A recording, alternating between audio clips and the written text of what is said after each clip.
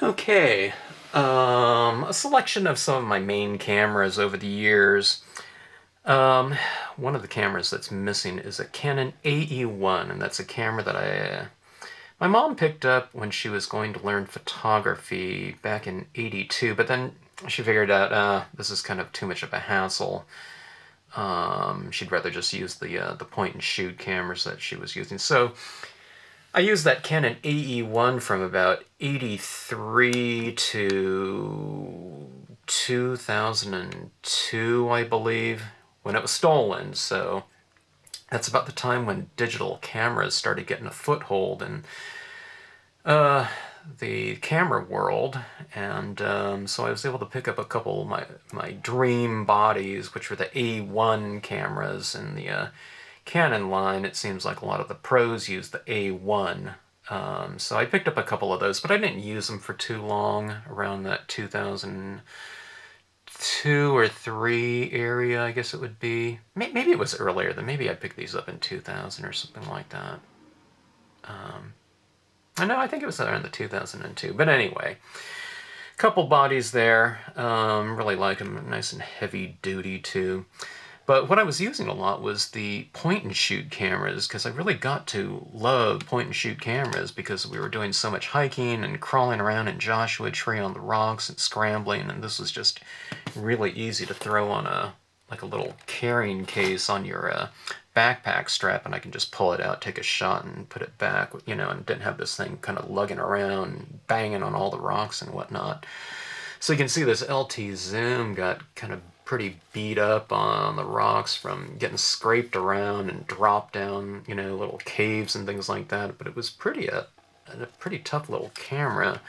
But I bought two of them, and the first place that I saw this in was, I think it was a gear issue for like Outside Magazine or something like that, or it might have been Backpacker or something like that. But it has this cool kind of retro feel to it, and when you turn that switch, this little um,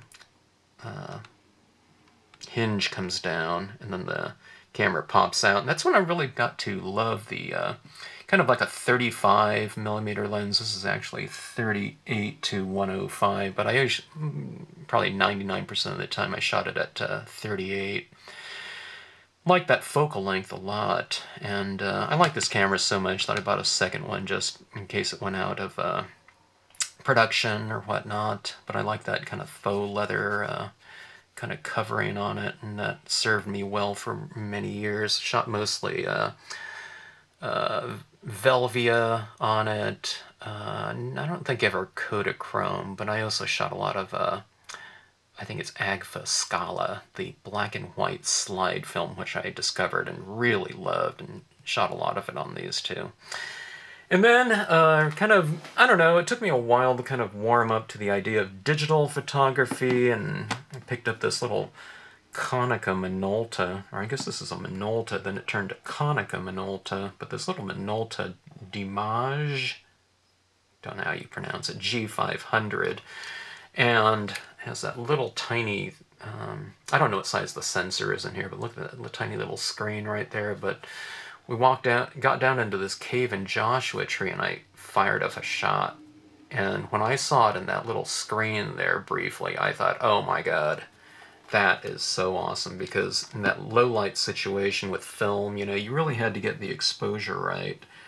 And of course, you couldn't tell right away like you can with a digital camera. And that's when that's the moment I thought, okay, it looks like digital's the way to go. And I shot a lot on that. I stopped, carrying the film cameras at that point in time. I don't think I was going with both digital and film, maybe for one more trip or something like that, but just started carrying this, an extra card or two, and 2 or 3 batteries probably. But I was coming back from some hiking trips with 3 rolls of film, or if it was over a weekend, like 5 to 7 rolls of film. And when I didn't have to have those developed anymore and just shooting on digital, it really didn't take too long for me to really warm up and just completely switch over to that.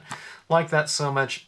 It was kind of interesting. I see everything in pairs. I guess if I like it, I tend to, get it in pairs. But this is Dimage 600.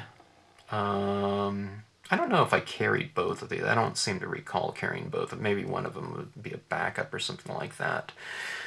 Shot that for a while and eventually got this little bit of a bigger camera with more capabilities and a better sensor on it, and the Canon G9. I really love this camera. This one had the time lapse on it and all kinds of extra kind of functions on it. I don't know if I was using the filters too much. Maybe the monochromatic on there a little bit. But really love this camera right here. I took so many shots with this, and this one was of course better on video. This one, I don't know, this one might have been a few seconds of video, plus it used to fill up the cards, you know, so quickly back then. Panasonic, the waterproof camera. I got a couple of my favorite shots that I've ever taken with this camera right here. Seems like after a while these things really start leaking, and I don't know, it doesn't even, it's not even a long while, they just start leaking and whatnot.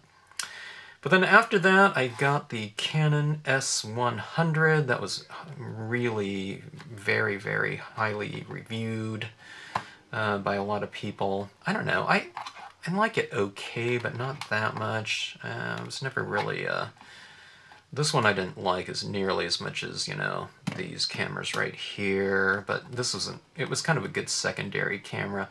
Another camera that I'm filming on with right now is the the Panasonic GH3, and I got that for the micro four thirds sensor, and it was very favorably reviewed for video especially, and took that one out and shot with it quite a lot with the 28 to 70 millimeter zoom. But here's in the back of my mind, I was shooting a lot of kids, you know, and field trips for school, and especially the Cub Scouts. And one thing that was always on my mind, kind of in the back of my mind, was that something like a super zoom camera. So I got the Panasonic FZ1000. It was kind of weird because I was going back to a 1-inch sensor and didn't know if I wanted to do that from the micro four thirds. But I really thought this kind of super zoom 25 to 400 would serve me better when taking pictures of kids that were just running around everywhere and you're just trying to document the entire event. And I got this camera and have been completely sold on it. And again, I wasn't really quite sure if I wanted to go back to something like this. I mean, you know, after using something like that, then going to something like that, and I was going smaller, a little bit bigger, but, you know, I didn't really know if I wanted to carry this around. But I just got so many more shots with this thing. I didn't have to run around, you know, with a smaller lens length, and I can just shoot things from distance and capture everything. I was just getting better and better shots. And as far as the sensor, it was just fine at 1 inch. You know, for the types of shots that I was taking, it's more to document things, you know, and I wasn't looking for like super resolution or anything like that. And the low light was just fine on it. I should probably get the 2500 at some point in time, but I don't know, for right now this one's still serving me very well. And I don't see myself taking as many shots, I don't know, in the near future, you know, with being done with Cub Scouts and whatnot, and a lot of the volunteering in elementary school. So anyways, all my little cameras here. Wish I had that AE1 to go in there. That one was one of my all-time favorites, of course, and I took a lot of shots with it through high school and whatnot. It would have been nice to have, and probably would have kept it for life, I'm sure. So anyway, that's the listing of them.